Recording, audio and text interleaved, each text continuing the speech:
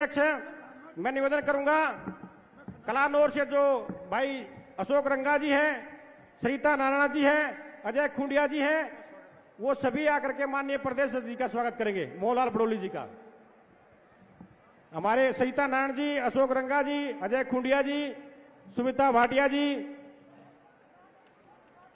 राजेश सुनारिया से मैं नरेश खुंडिया जी से निवेदन है, वो भी आए साथ में। मैं निवेदन करूंगा आप सबकी जोरदार तालियों के बीच में बोलिए जय जय श्री राम। नड्डा जी को जय श्री राम, नड्डा जी को जय श्री राम।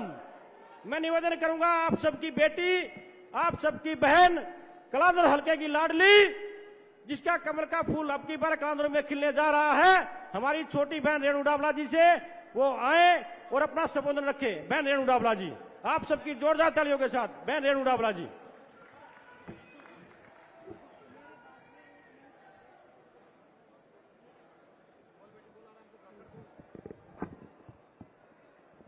भारत माता की।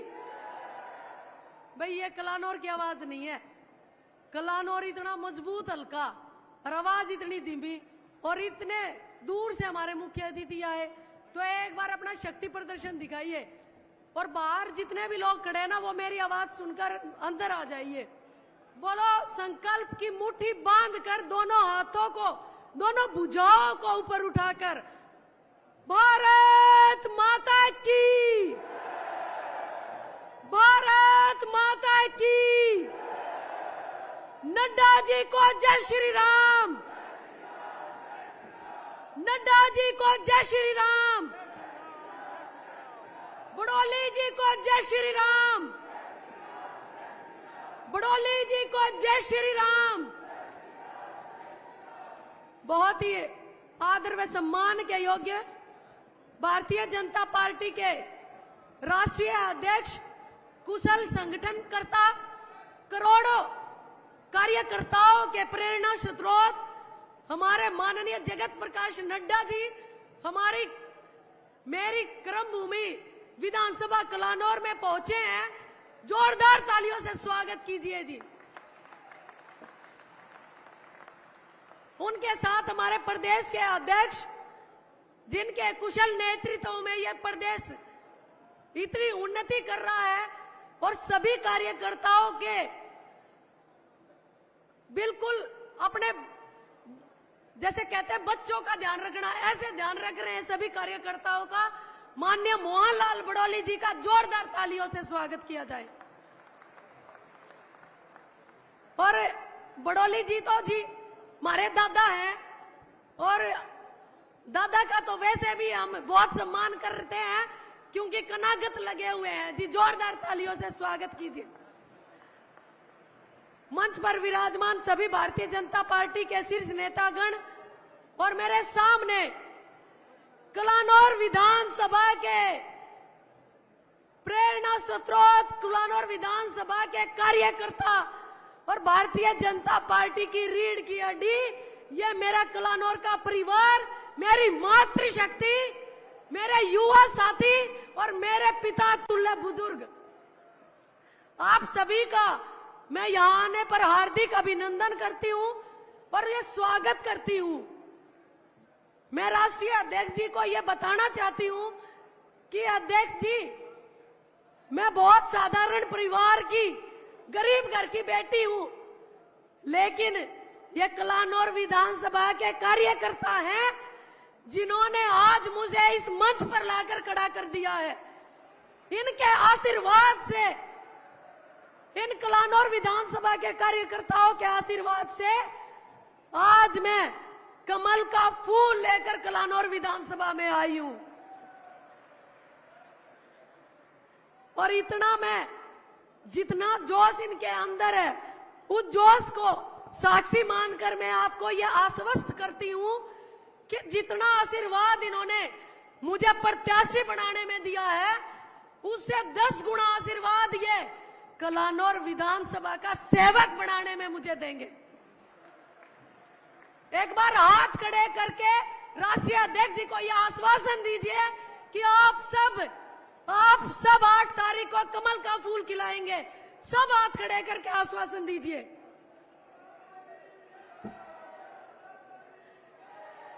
और हमारे प्रदेश अध्यक्ष जी को मैं कहना चाहती हूं कि अध्यक्ष जी, इन कलानौर वासियों ने मुझे गोद ले रखा है। सब मुझे बहन बेटी के नाते मेरा मान सम्मान भी करते हैं और मुझे कलानौर विधानसभा का सेवक बनाने के लिए तत्पर भी हैं। भाई बता दो हो के नहीं? तो एक बार जोरदार तालियों से दोबारा से मैं हमारे मुख्य अतिथियों का सम्मान करती हूं और ज्यादा कुछ न बोलते हुए सिर्फ यही कहना चाहती हूं कि मैं भारतीय जनता पार्टी का और भारतीय जनता पार्टी के संगठन का मैं दिल से बहुत बहुत सम्मान करती हूं कि जो एक साधारण कार्यकर्ता को के बारे में सोचते हैं, ये पहली बार नहीं, ये बहुत बार हुआ है। लेकिन मुझे एहसास जब हुआ, जब ये मेरे साथ हुआ, मुझे कहीं दूर दूर तक आस नहीं थी। सिर्फ मैं संगठन की प्रदेश मंत्री होने के नाते अपना काम करती थी और ये विधानसभा के लोग जानते हैं, भाई मन ने कदे भी कोई बड़ी रैली करके अपना शक्ति प्रदर्शन नहीं किया। मैंने सिर्फ संगठन की सेवा की। अगर मुझे संगठन के नाते भिवानी का प्रभारी बनाया तो वहां सेवा की, अगर मुझे झज्जर का प्रभारी बनाया तो वहां सेवा की, और कलानौर विधानसभा का दिया काम तो वो किया। बाकी मैंने कोई अपने शक्ति प्रदर्शन नहीं किया और ना मेरी औकात थी। भाई मैं ये खुले दिल से कहती हूँ कि मैं गरीब घर की बेटी, दलित समाज की बेटी, भाई मेरी कोई औकात नहीं थी टिकट लाने की, कोई औकात नहीं थी। ये तो संगठन का, ये भारतीय जनता पार्टी का संगठन है जो अंत्योदय की भावना लेकर चलता है। और मैं उस अंत्योदय की जो योजना है, अंतिम पंक्ति में अंतिम पायादान पर खड़ी हुई वो लड़की थी जिसने सोचा भी नहीं था कि आज मैं आप सबके प्रतिनिधित्व के रूप में आप सबकी सेवा करूंगी। और बस जो कुछ हूं मैं कलानौर विधानसभा के कार्यकर्ताओं की वजह से हूं। आप सबका बहुत बहुत धन्यवाद मुझे यहां तक लाने के लिए। 5 तारीख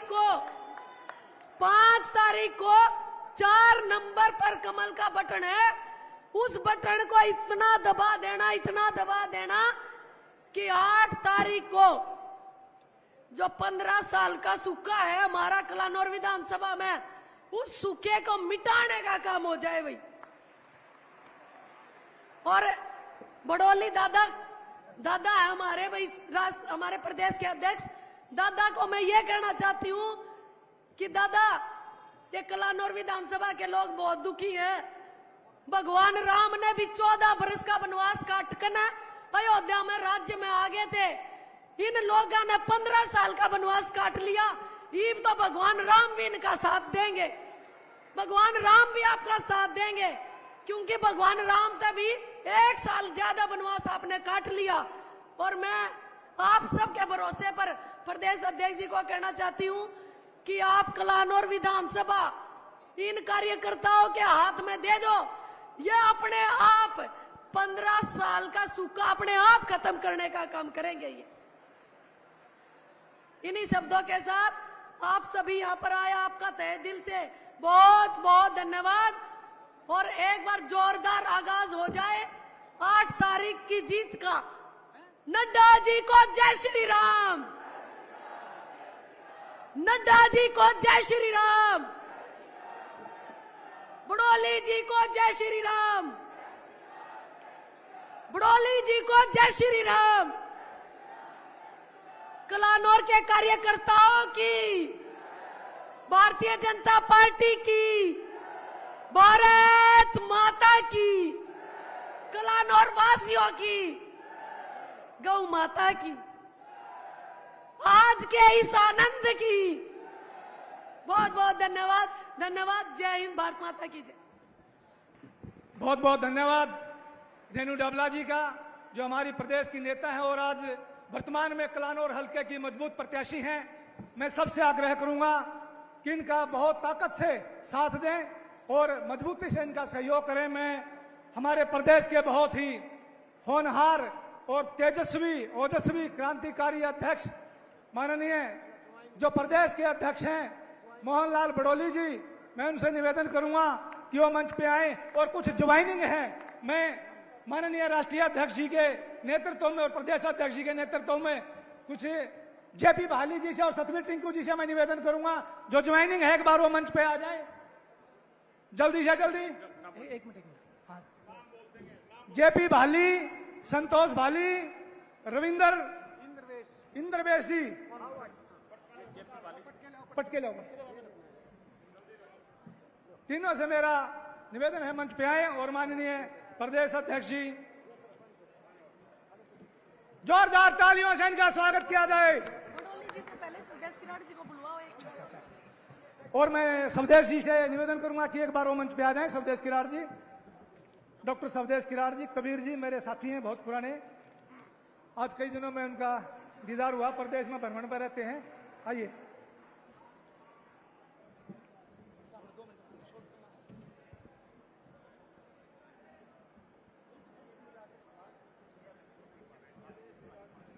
भारत माता की, भारत माता की। यशस्वी प्रधानमंत्री श्री नरेंद्र मोदी जी की, यशस्वी प्रधानमंत्री श्री नरेंद्र मोदी जी की। आसमान में सूर्य की तरह प्रदीप्तिमान हमारे भारतीय जनता पार्टी के राष्ट्रीय अध्यक्ष श्री जेपी नड्डा जी, उनके साथ विराजमान हमारे प्रदेश के अध्यक्ष बहुत ही संघर्षशील जुझारू मोहनलाल बड़ोली जी और हमारी छोटी बहन आपकी अपनी हर दिल अजीज महिलाओं की दिलों की धड़कन रेनू डाबला जी, मंच पर विराजमान भारतीय जनता पार्टी के सभी वरिष्ठ नेतागण। भाई 2 ही मिनट मिले हैं, 2 ही मिनट में ही बोलूंगा। आज हिंदुस्तान नरेंद्र मोदी जी के नेतृत्व में पूरे विश्व पटल पर नंबर 3 पे आ गया है। आज अब आप किसी भी देश में जाते हैं, मैं भी 3-4 देशों में गया हूं, तो पहले भारतीयों की कोई किसी प्रकार का मान सम्मान नहीं होता था। तो आज जब हम लंदन हवाई अड्डे पे उतरे तो लंदन के लोगों ने भी हमें हाथ जोड़ के प्रणाम किया। यह है भारत के प्रधानमंत्री का डंका। और समाज के लोगों, नेताजी सुभाष चंद्र बोस ने कहा था कि the safety, honour and welfare of your country comes first always and every time, and the safety, honour and welfare of the man you lead, you command come next. Your own age, safety, comfort last always and every time. देश का मान सम्मान, देश की सुरक्षा, देश का कल्याण सर्वप्रथम आता है। जिन लोगों का आप नेतृत्व कर रहे हैं उनका मान सम्मान दूसरे नंबर पे आता है, आपका अपना मान सम्मान सुरक्षा तीसरे नंबर पे आती है। तो आज हमारे देश के प्रधानमंत्री ने यह दिखा दिया है। और मैं ये कहना चाहता हूं समाज के लोगों, ऐसा प्रधानमंत्री युगों युगों में कोई एक पैदा होता, युगों युगों में एक पैदा होता। एक बार तालियां बजाकर हमारे देश के प्रधानमंत्री का स्वागत करें, वो देखें। और ये हमारे नड्डा साहब बहुत ही मृदुल, बहुत ही सहनशील और बहुत ही जुझारू, एक सूर्य की तरह प्रदीप्तिमान। एक बार हाथ खड़े कर करके इनका स्वागत कर दें। और इनके साथ बैठे मोहनलाल बड़ोली जी, जिनके नेतृत्व में आज हरियाणा तीसरी बार भारतीय जनता पार्टी की सरकार बनाने जा रहा है, उनका स्वागत कर दें। आपने देखा राहुल गांधी विदेशों में जाता है तो क्या बोलता है कि हम हिंदुस्तान से आरक्षण खत्म कर देंगे। विदेशों में जाकर क्या कहता है कि मेरी सरकार बनेगी तो मैं सबसे पहले मुसलमानों को कहूंगा कि मेरी सरकार मुसलमानों की सरकार है। क्या ऐसे देश के प्रधानमंत्री को आप चाहेंगे? बनाएंगे ऐसे देश के प्रधानमंत्री आप? समाज के लोगों, ये दिलों की बात है, दिलों की आवाज है। और आज हमारा नेतृत्व, जो हमारे माननीय मुख्यमंत्री जी नायब सैनी जी, हिंदुस्तान में सबसे पहले मुख्यमंत्री ऐसे हैं कि जिनका हाथ पकड़ के आप, एक रेडी लगाने वाला, एक रिक्शा चलाने वाला भी उनका हाथ पकड़ लेता है और उनको कहता है मेरी बात सुनो, वो सुनते हैं। नहीं तो हरियाणा में ऐसे ऐसे मुख्यमंत्री भी हुए हैं, अगर किसी एमएलए ने भी हाथ पकड़ लिया तो उसका भी हाथ तोड़ दिया गया है। ऐसे मुख्यमंत्री भी हरियाणा में हुए हैं। क्या आप चाहेंगे नहीं कि तीसरी बार नायब सैनी जी हरियाणा के मुख्यमंत्री बने? और समाज के लोगों, मैं तो एक दो बात बोल करके अपना स्थान ग्रहण करूंगा। जिन शक्तियों ने, जिन ताकतों ने हमें पछाड़ा था, मुझे वो मंजर याद आता है कि जब दलित समाज के लोग लाखों की संख्या में रोहतक में जुड़े थे, तो उस निर्दयी मुख्यमंत्री ने, उस बहुत ही दुष्ट मुख्यमंत्री भूपेंद्र हुड्डा ने हजारों संख्या में लाठियां चलवा करके, गोलियां चला के हमारी माताओं को, हमारी बहनों को अपाहिज बनाया था, हमारे नौजवान साथियों को अपाहिज बनाया था। और मैं इस मंच के माध्यम से कहना चाहता हूं, और नड्डा साहब, हमने 1 लाख लोगों की रैली करके जींद के अंदर पूरा दलित समाज जोड़ करके जींद के अंदर हमने समर्थन किया भारतीय जनता पार्टी का। और हम आपको विश्वास दिलाते हैं, 35 लाख लोग एक एक वोट भारतीय जनता पार्टी को देंगे। एक बार हाथ खड़े कर करके आप इसका अनुमोदन करें। और किसी ने सही कहा है, हर इंसान को औरों के लिए जीना भी नहीं आता, हर इंसान को औरों के लिए जीना भी नहीं आता, हर सपन को साध का दिल सीना भी नहीं आता। अफसोस के मुकद्दर ने सुराही पे सुराही दी उन्हें, जिन्हें महफिल में तमीज से पीना भी नहीं आता। उन लोगों ने जो अत्याचार किए हैं, आपने देखा दुलिना कांड, मिर्चपुर कांड, गोहाना कांड, महम कांड, कितने कांड उनके राज में हुए। और आज वो कह रहे हैं कि हम हरियाणा का इतिहास रचेंगे। मैं ये कहना चाहता हूं समाज के लोगों, एक बार हाथ उठा करके यह समर्थन कर दें कि आपकी एक एक वोट, आपके सभी रिश्तेदारों की एक एक वोट भारतीय जनता पार्टी को जाएगी। एक बार हाथ खड़े करके कह दें, भारतीय जनता पार्टी जिंदाबाद, भारतीय जनता पार्टी जिंदाबाद। आपका बहुत बहुत धन्यवाद। बहुत बहुत धन्यवाद भाई स्वदेश किराड़ जी का। मैं अभी हमारे बहुत ही ओजस्वी और तेजस्वी प्रदेश अध्यक्ष माननीय श्री मोहनलाल बड़ोली जी से निवेदन करूंगा, वो आए और हम सबका मार्गदर्शन करें। मोहनलाल बड़ोली जी। एक बार जोश के साथ मुट्ठी बंद करके जयकारा लगाएंगे, भारत माता की, भारत माता की। आज हमारे बीच में विश्व की सबसे बड़ी पार्टी भारतीय जनता पार्टी के राष्ट्रीय अध्यक्ष जगत प्रकाश नड्डा जी आज इस रोहतक की भूमि पर पहुंचे हैं। एक बार सभी से निवेदन, खड़े होकर स्वागत करेंगे तालियों के साथ। सभी खड़े होकर नड्डा जी का स्वागत जोरदार। भारत माता के, भारत माता के। आज इस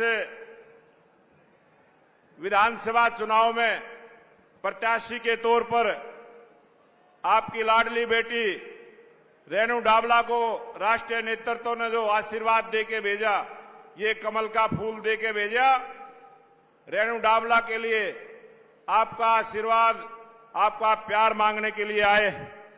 हमारे जिला के अध्यक्ष भाई रणवीर ढाका जी, अजय बंसल जी, मेयर मनमोहन गोयल जी, राजकुमार सेंगल जी, पूर्व विधायक सरिता नारायण जी, ड्रिंक कौशिक जी, धर्मवीर शर्मा जी, अमरजीत जी, अजय खुंडिया जी, गुलशन जी मंडल के अध्यक्ष, सुरेश सैनी जी मंडल के अध्यक्ष, दिनेश धनखड़ जी मंडल के अध्यक्ष, जितेंद्र अत्री जी, राजेंद्र रावल जी व सभी सरपंच व चेयरमैन, देवेंद्र चौधरी, संदीप बुधवार जी, अनीता बुधवार जी और सभी सरपंच साहब, सभी इस सभा में उपस्थित मेरे पूजा के योग्य बुजुर्गों, नौजवान साथियों, पूजा के योग्य मेरी माता और बहनें, छायाकार पत्रकार साथियों, आज हमारे राष्ट्रीय अध्यक्ष जिस काम के लिए आए हैं कि भारतीय जनता पार्टी की तीसरी बार हरियाणा प्रदेश में सरकार बने और रेणु डाबला कलानौर से विधायक बने, इस बात के लिए जोरदार नारा,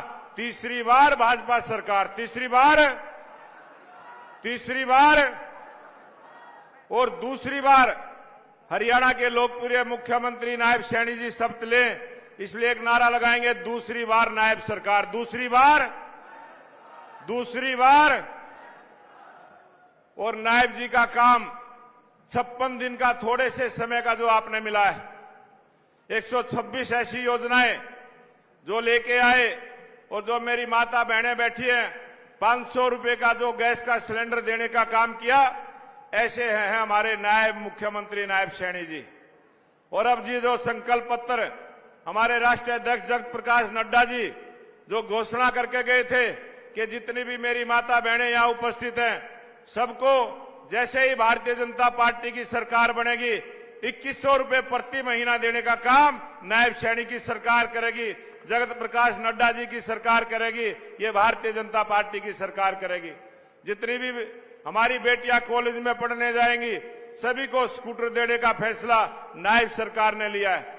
आपके बच्चों को रोजगार देना हो, आपके जन कल्याण की योजनाएं गरीब के घर तक पहुंचानी हो, वो सारे काम नायब सैनी जी की सरकार करेगी।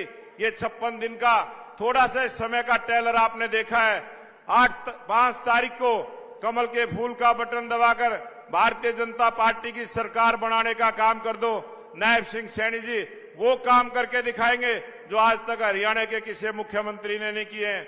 आप सबके मान सम्मान को करने का काम करेंगे, गरीब का हक गरीब के घर तक पहुंचाने के काम करेंगे।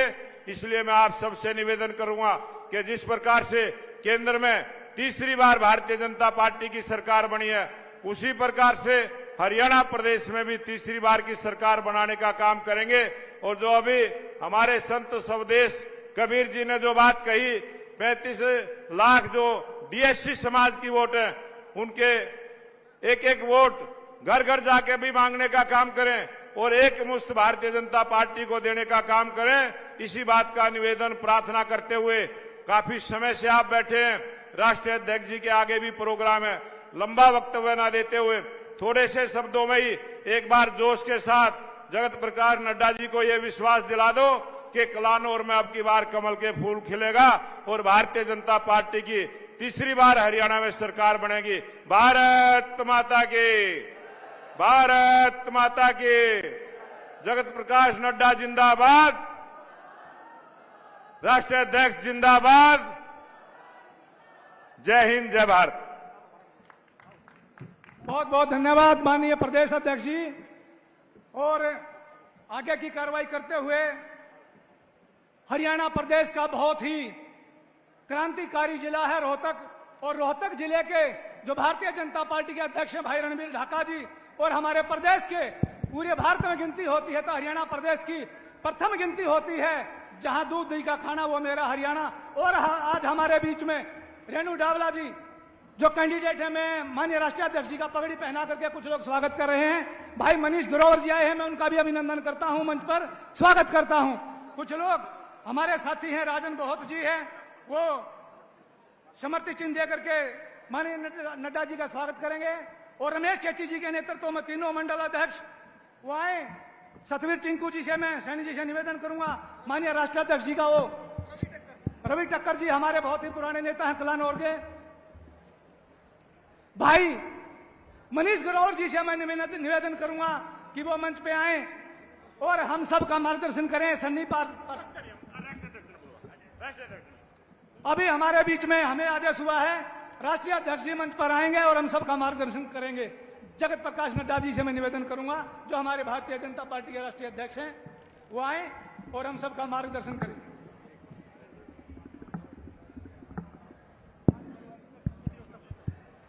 बोले भारत माता की, नड्डा जी को जय श्री राम, नड्डा जी को जय श्री राम। भारत माता की। अशोक रंगा जी पुस्तक भेंट करेंगे माननीय अध्यक्ष जी को। अशोक रंगा जी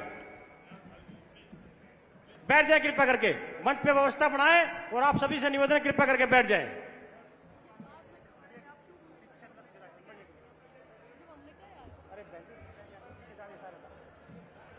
जय जय सिया राम। मैं निवेदन करूंगा भाई बैठ जाएं, सभी साथी बैठ जाएं और मैं निवेदन करूंगा आप सबकी जोरदार तालियों के साथ आप सब खड़े होकर के स्वागत करें। एक बार माननीय नड्डा जी से निवेदन करूंगा, हमारे राष्ट्रीय अध्यक्ष हैं, वो आए और अपना संबोधन रखें।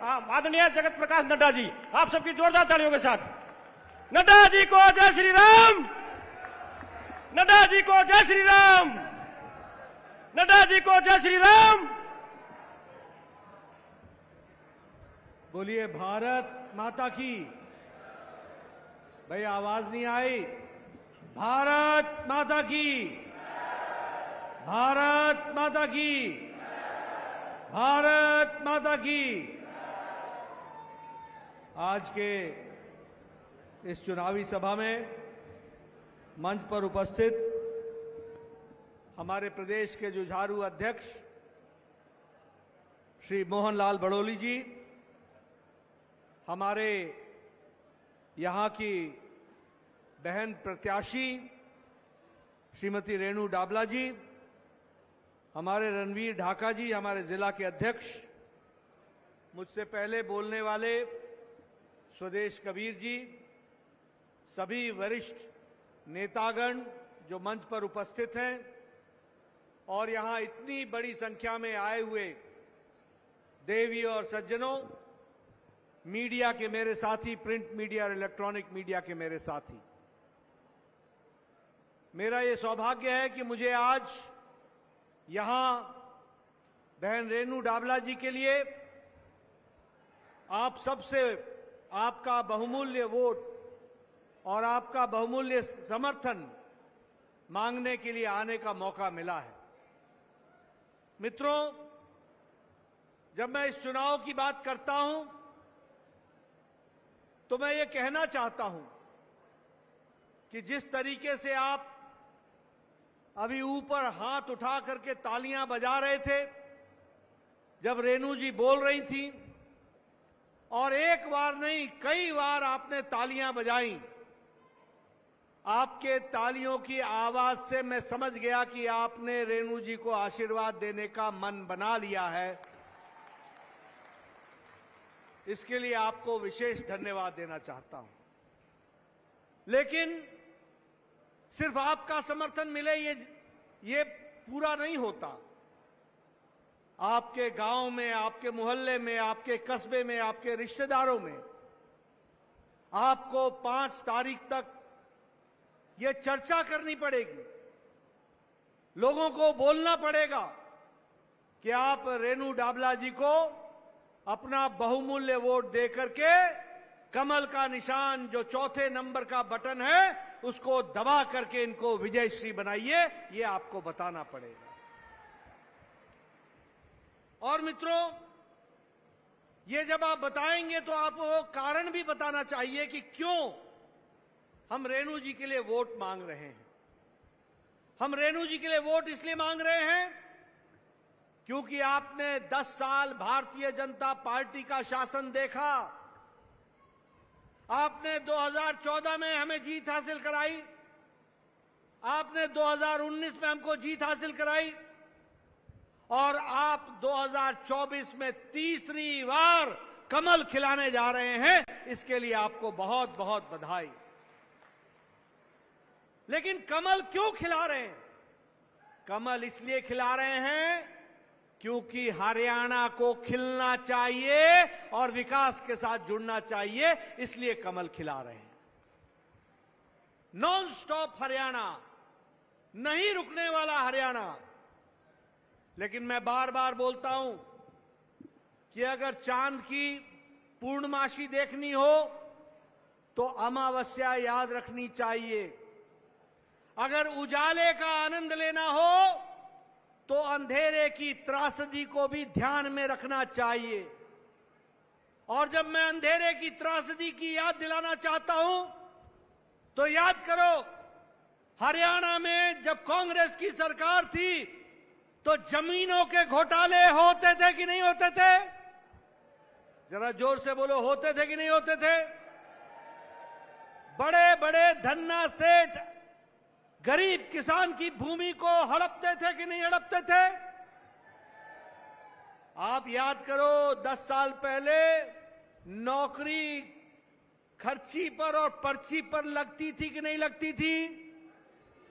और जो हमारे उद्यमी स्टूडेंट थे, विद्यार्थी थे, जो होनहार विद्यार्थी थे, जो सक्षम विद्यार्थी थे, वो बेरोजगारी की कतार में खड़े रहते थे। मित्रों, कौन सा घोटाला नहीं किया कांग्रेस पार्टी ने? कोयला घोटाला, पनडुब्बी घोटाला, बालू घोटाला, चावल घोटाला, टैंक घोटाला, हेलीकॉप्टर घोटाला, 2G 3G घोटाला, न नभ छोड़ा, न जल छोड़ा, न थल छोड़ा, न पृथ्वी छोड़ी, न समुद्र छोड़ा, न आकाश छोड़ा। तीनों में घोटाला किया तो ये कांग्रेस पार्टी के लोगों ने घोटाला किया, ये हमको याद रखना चाहिए। क्या आप फिर से वैसे दिन लाना चाहते हैं? फिर से वैसे दिन लाना चाहते हैं? अगर नहीं लाना चाहते हैं तो रेणु डाबला को और मनीष ग्रोवर जी बैठे हैं, उनको भी चुनाव जिता करके भेजना, ये हमारी जिम्मेवारी बनती है।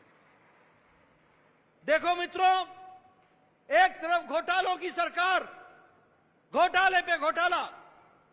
कांग्रेस का मतलब है कुशासन, कांग्रेस का मतलब है करप्शन, कांग्रेस का मतलब है क्रिमिनलाइजेशन, कांग्रेस का मतलब है कि भाई को भाई से लड़ाओ, जाति को जाति से लड़ाओ, समाज को समाज से लड़ाओ और वोट बैंक की राजनीति करो। ये कांग्रेस का धर्म है, ये कांग्रेस के काम करने का तरीका है। और एक तरफ आदरणीय मोदी जी के नेतृत्व में जो सरकार केंद्र में चल रही है और जो अभी तक डबल इंजन की सरकार हरियाणा में चली और आगे नॉन स्टॉप हरियाणा फिर से डबल इंजन की सरकार चलेगी, वो आपके आशीर्वाद से चलेगी। अभी अभी स्वदेश कबीर बता रहे थे कि दुनिया में भारत का नाम हो रहा है, दुनिया में भारत का नाम हो रहा है। मित्रों, मैं बताना चाहता हूं, आज अमेरिका की अर्थनीति लड़खड़ा गई है, आज ऑस्ट्रेलिया की अर्थनीति लड़खड़ा गई है, आज चीन मुसीबत में है, आज जापान की आर्थिक स्थिति अच्छी नहीं है। जब ये बड़े बड़े देश मुसीबत में हैं, तब ऐसे समय में मोदी जी के नेतृत्व में भारत ब्राइट स्पॉट की तरह मजबूती से आगे बढ़ रहा है, इसको हमको समझना चाहिए। आज इंटरनेशनल मॉनिटरी फंड, आज दुनिया के आर्थिक जगत को जानने वाले लोग वो कह रहे हैं कि अगर आर्थिक दृष्टि से कोई आशा है तो वह आशा सिर्फ भारत से है और मोदी जी से है, ये दुनिया कह रही है। आपको जानकर खुशी होगी कि भारत 10 साल पहले जो भ्रष्टाचारी देश कहलाता था, जो 11वें नंबर पर अर्थनीति में खड़ा था, वो अब मोदी जी के नेतृत्व में ब्रिटेन को, ब्रिटानिया को, इंग्लैंड को, जिन्होंने हमको 200 साल राज किया, उनको हम पछाड़कर भारत आज 5वें नंबर की अर्थव्यवस्था बन गई, 5वें नंबर की अर्थव्यवस्था। और मित्रों, आपने मोदी जी को जो आशीर्वाद दिया है, तीसरी बार प्रधानमंत्री बनाया है और नायब सिंह सैनी को फिर से आप तीसरी बार यहां मुख्यमंत्री बनाएंगे। नॉन स्टॉप हरियाणा चलेगा और नॉन स्टॉप चलेगा तो भारत दुनिया में तीसरी आर्थिक शक्ति बन जाएगा, यह भी हमको समझ लेना चाहिए। और इसीलिए मित्रों, चाहे इलेक्ट्रॉनिक या मैन्युफैक्चरिंग की बात हो, आज हम इलेक्ट्रॉनिक एक्सपोर्ट दुनिया को 70,000 करोड़ रुपए का एक्सपोर्ट कर रहे हैं। आज हम, आप लोगों के हाथ में मोबाइल होगा, 10 साल पहले इस मोबाइल पे लिखा होता था मेड इन चाइना, इस मोबाइल पे लिखा होता था मेड इन ताइवान, इस मोबाइल पे लिखा होता था मेड इन जापान, इस मोबाइल पे लिखा होता था मेड इन इंडोनेशिया। आज अपना मोबाइल निकाल करके देखो, उसमें लिखा है मेड इन इंडिया। आज 97% मोबाइल आज भारत में बन रहे हैं, 97%। खिलौना, मोदी जी ने मन की बात में कहा कि हम भारत के खिलौने खरीदें। आपको जानकर आश्चर्य होगा कि दीपावली में हमारे गणेश जी 10 साल पहले गणेश भगवान भी चाइना से बन करके आते थे, जिसको आप पूजते थे। चाइना में बनता था गणेश जी की मूर्ति, शंकर जी की मूर्ति। आज खिलौने में और मूर्तियां बनाने में भारत दुनिया में तीसरे नंबर का एक्सपोर्टर बन गया, तीसरे नंबर का एक्सपोर्टर बन गया। दवाई में आज दुनिया की डिस्पेंसरी भारत बन गया है, दुनिया की डिस्पेंसरी। सबसे इफेक्टिव दवा, सबसे असरदार दवा और सबसे सस्ती दवा आज भारत बना रहा है और दुनिया को दे रहा है। यह भी हमको समझना चाहिए। मित्रों, ये कोरोना आया था, कोरोना पहली बार मोदी जी के नेतृत्व में 9 महीने के अंदर एक नहीं 2-2 वैक्सीन मोदी जी ने बनवाई, 2-2 वैक्सीन। और आपको जान करके खुशी होगी कि 100 देशों में वैक्सीन मैत्री के तहत भारत की वैक्सीन दुनिया के देशों को दी गई। ये पहली बार हुआ, ये भी हमको समझना चाहिए। और आपको जान करके खुशी होगी कि 48 देशों को भारत ने मुफ्त में वैक्सीन दी, मुफ्त में। यानी भारत अब मांगने वाला भारत नहीं है। मोदी जी के नेतृत्व में भारत देने वाला भारत बन गया, भारत देने वाला भारत बन गया। और इसलिए अब मैं अगर आपको बात बताऊं, ऑटोमोबाइल में भारत आज तीसरे नंबर का मार्केट बन गया, तीसरे नंबर का मार्केट। दुनिया में सबसे ज्यादा गाड़ियां और मोटरसाइकिल खरीदी जा रही हैं तो भारत में खरीदी जा रही हैं। जापान को पछाड़ करके हम तीसरे नंबर के ऑटोमोबाइल मार्केट बन गए हैं। और इसी तरीके से मैं ये भी आपको बताना चाहता हूं कि मोदी जी का आशीर्वाद, टैक्स के माध्यम से आया हुआ पैसा, उसमें से हरियाणा के विकास के लिए 4 गुना पैसा बढ़ा दिया गया है, 4 गुना हरियाणा के लिए बढ़ा दिया गया। ग्रांट इन एड, जो आपको ग्रांट मिलती है हरियाणा को, वो 3.5 गुना बढ़ा दिया गया, 3.5 गुना बढ़ा दिया गया। इसी कारण से ये नॉन स्टॉप हरियाणा चल रहा है। और उसी तरीके से 2.70 लाख करोड़, 2.7 लाख करोड़ पिछले 10 सालों में विकास के नाम पर हरियाणा की धरती पर लगा है और हरियाणा को विकास के साथ जोड़ा है। मित्रों, मुझे खुशी होती है बताते हुए कि जल जीवन मिशन में हरियाणा नंबर 1 पर खड़ा है। हर घर पानी पहुंचाने का काम किया है तो हरियाणा ने किया है और विकास की नई कहानी लिखी है।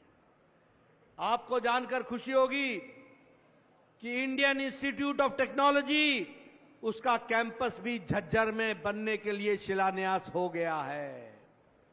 आपको जानकर खुशी होगी कि मोदी जी के नेतृत्व में जब मैं पिछली बार स्वास्थ्य मंत्री था तो कैंसर का सेंटर, सबसे बड़ा सेंटर, देश का सबसे बड़ा सेंटर वो झज्जर में खुला है और झज्जर में उसका काम चल रहा है। आपको जानकर खुशी होगी कि रेवाड़ी में all India institute of medical sciences खोला जा रहा है।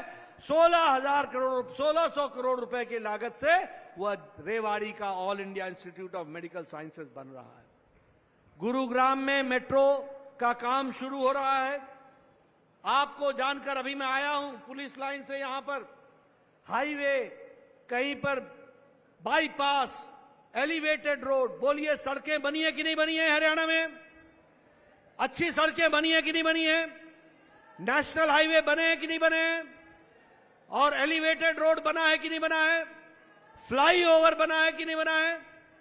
हरियाणा में पिछले 10 सालों में 2500 किलोमीटर सड़क नेशनल हाईवे बना है, 2500 किलोमीटर। और मैं ये भी बताना चाहता हूं कि हरियाणा में Delhi Mumbai expressway, Delhi Amritsar expressway, Ambala Kotputli expressway और अमृतसर भटिंडा जामनगर, ये सब हरियाणा से जाने वाले एक्सप्रेसवे हैं जिनको आगे बढ़ाया गया है। मित्रों, आपको जानकर खुशी होगी कि हरियाणा में रेल की पटरियों पर और इलेक्ट्रिफिकेशन में बजट हरियाणा का रेल में 9 गुना बढ़ा दिया गया, 9 गुना बढ़ा दिया गया। आज हरियाणा में कहीं भी डीजल का इंजन नहीं चलता।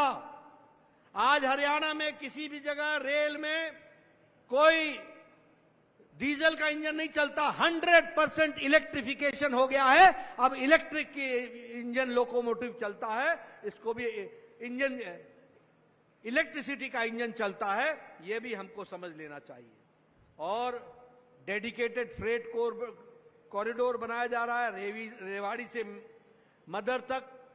और मैं ये भी बताना चाहूंगा आपको मित्रों, जब मोदी जी ने जाम शुरू किया था जनधन, आधार कार्ड और मोबाइल, तो ये कांग्रेसी साथी बोलते थे कि गांव में तो मोबाइल चलता नहीं है, गांव के लोग तो अनपढ़ हैं, ये कैसे चलेगा, ये कैसे वाईफाई चलेगा।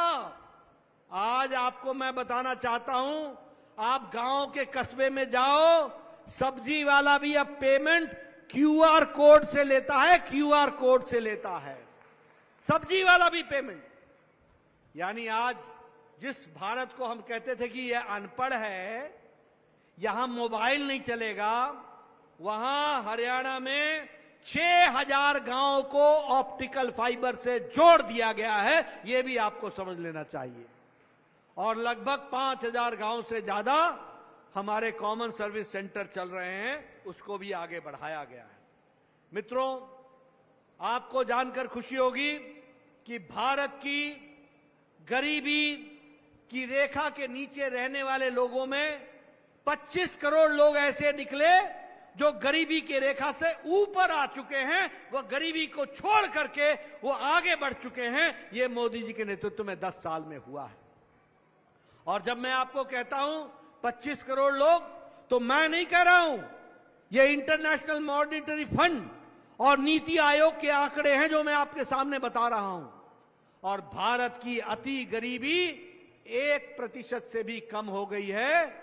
और इसलिए हुआ है क्योंकि 80 करोड़ की जनता को और हरियाणा की 1 करोड़ 26 लाख की जनता को मोदी जी हर महीने हर लोगों के लिए और हर व्यक्ति के लिए 5 किलो गेहूं या 5 किलो चावल, 1 किलो दाल दिया जा रहा है ताकि कोई भूखा न रहे, इसकी व्यवस्था की गई है। और इसी तरीके से स्वच्छ भारत के तहत लगभग 6300 गांव ऐसे हैं जहां संपूर्ण स्वच्छता को पहुंचाने का काम स्वच्छता अभियान के तहत किया गया है। आयुष्मान भारत के बारे में मैं बोलना चाहूंगा। आपको गरीब लोगों को 15 लाख परिवारों को 5 लाख रुपए का गंभीर बीमारी से लड़ने के इलाज के लिए व्यवस्था की गई है। 5 लाख रुपए। और मनीष जी और मोहन जी मुझे करेक्ट करना, अब आप लोगों ने तय किया है कि यह 5 लाख 10 लाख हो जाएगा और 10 लाख रुपए की हर साल 15 लाख परिवारों को, गरीब लोगों को गंभीर बीमारी के इलाज के लिए मोदी जी सीधा आपके घर में पहुंचाएंगे, आपके अस्पताल में जहां आपका इलाज चलेगा वहां पहुंचाएंगे। और आपको एक और खुशखबरी दे देता हूं, रेनू डाबला जी को जुटा करके भेजना। चुनाव जीतने के बाद, कमल खिलने के बाद मोदी जी की तरफ से हर बहन, हर माता, हर बुजुर्ग, किसी भी जाति का, किसी भी मजहब का, किसी भी इलाके का, किसी भी आमदनी का, अमीर हो या गरीब, जिसकी उम्र 70 साल से ऊपर की हो जाएगी, उसको ता जिंदगी अंतिम सांस तक हर साल गंभीर बीमारी के इलाज के लिए 5 लाख रुपए दिया जाएगा। 5 लाख रुपए।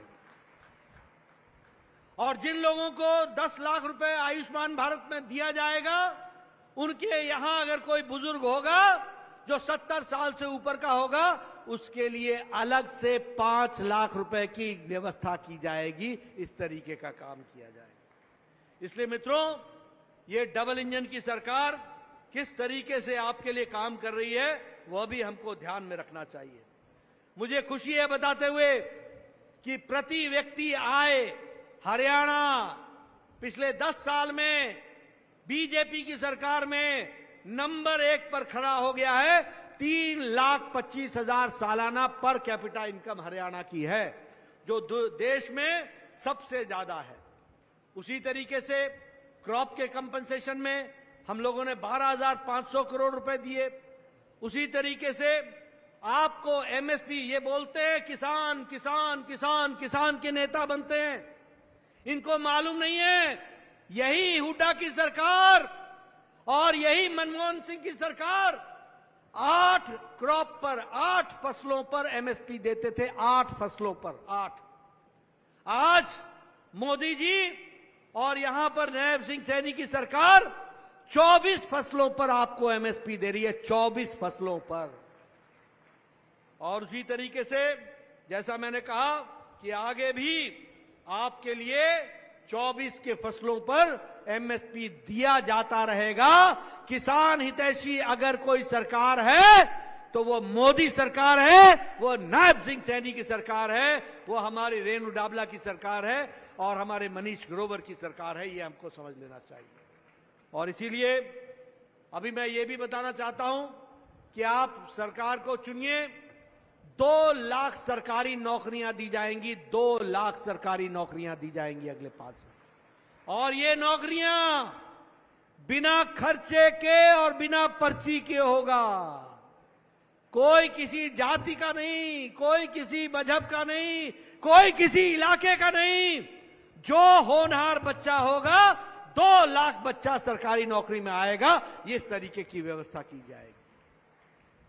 उसी तरीके से ये जो हमारे अंत्योदय में आते हैं उनको 500 रुपए का बहनों को सिलेंडर दिया जाता रहेगा, उसकी व्यवस्था की जाएगी।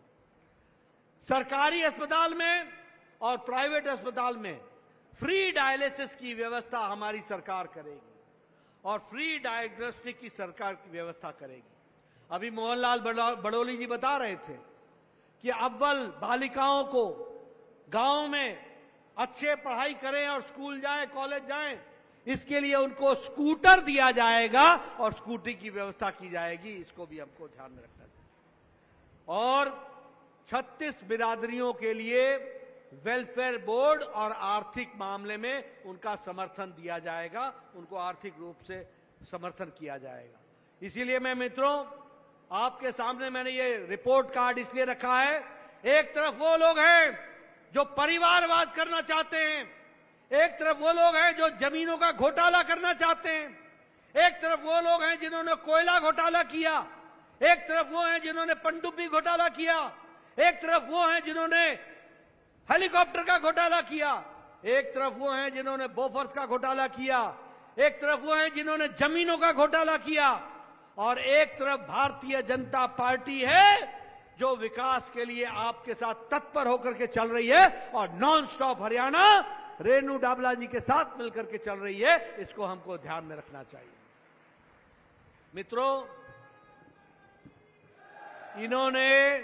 इन्होंने कांग्रेस की सरकार मेरे प्रदेश हिमाचल में बनाई। ये काठ की हांडी बार बार नहीं चढ़ती है। कहने लगे कि हम माताओं को हर महीने 1500 रुपए देंगे। मेरी माताएं हिमाचल प्रदेश में पिछले 2 साल से इंतजार कर रही हैं, कब मिलेगा। वहां का मुख्यमंत्री और मंत्री अपने 2-2 महीने की तनख्वाह छोड़ते हैं क्योंकि खजाना खाली है। कर्मचारियों को सैलरी नहीं मिलती है समय पर, कर्मचारियों का डीए नहीं मिलता है।